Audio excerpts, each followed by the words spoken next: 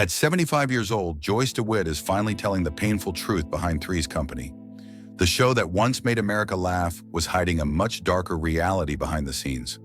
While fans enjoyed the jokes and chemistry, the male lead was being paid 5 times more than the women.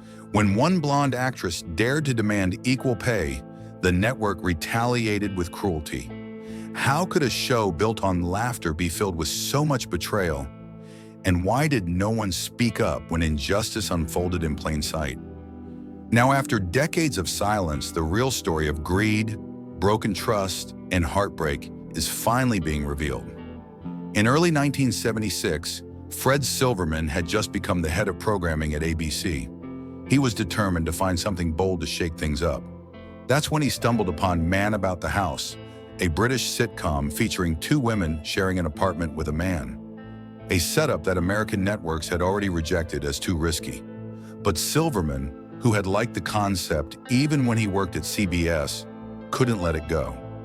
He reached out to producers Don Taffner and Ted Bergman to adapt it for an American audience. He wanted something fresh and daring, much like All in the Family had been with race and politics. The first attempt nearly took the show in the wrong direction. Peter Stone, a respected Broadway writer, set the story in New York City, making the main character a chef at a posh French restaurant with roommates who were a secretary and a glamorous fashion model. It all felt too polished and disconnected from the everyday American experience. Silverman immediately knew it wouldn't work and scrapped the idea before it even got to production.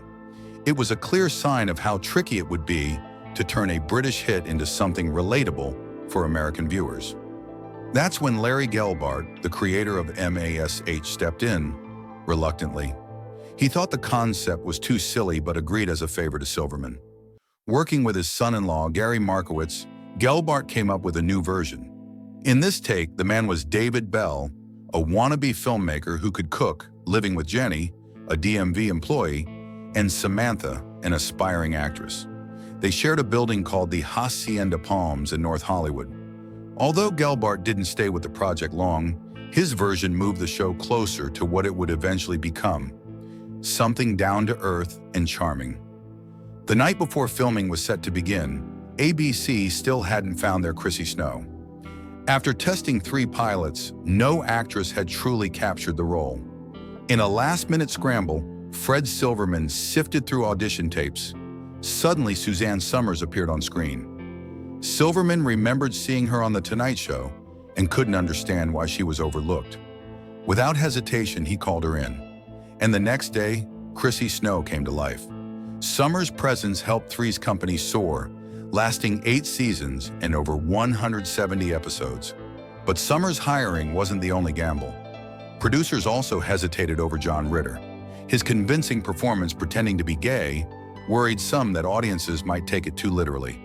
Again, Silverman stepped in, insisting, "Ritter stays." It was the right call. Ritter's physical comedy became the heartbeat of the show, earning him an Emmy and a Golden Globe.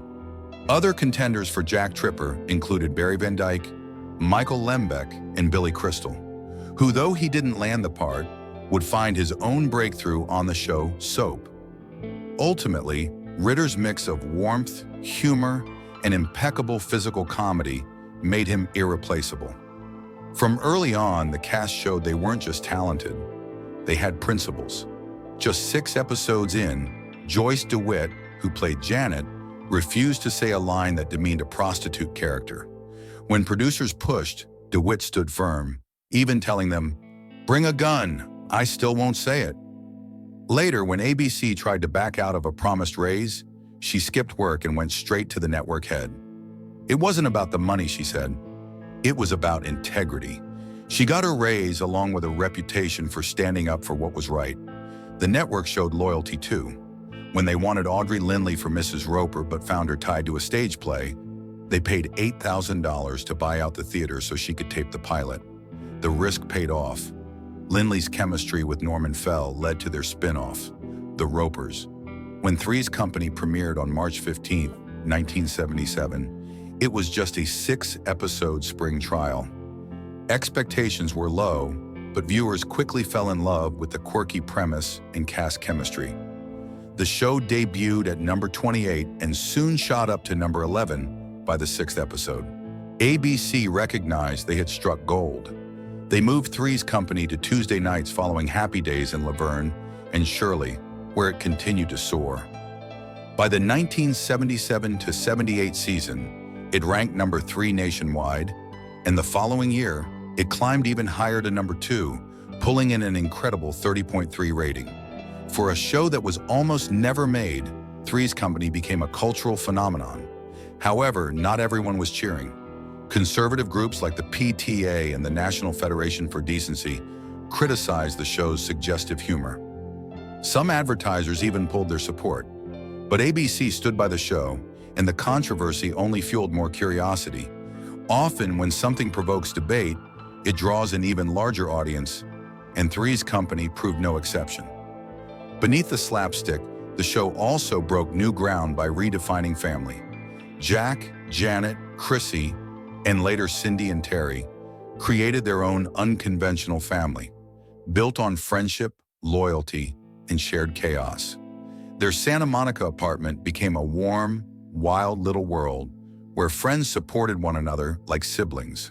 This concept paved the way for later hits like Friends and Will and Grace, changing how sitcoms portrayed relationships and home life. Still, tensions occasionally flared behind the scenes. When Richard Klein, Larry Dallas, tried to discuss his character during a run-through, producers shut him out, suspending him for 4 weeks. The creative control was tight and disagreements were not welcome. In 1978, the entire cast appeared on the cover of Newsweek for a story about sex and television. What should have been a proud moment turned sour when the actors discovered the provocative angle the magazine had taken.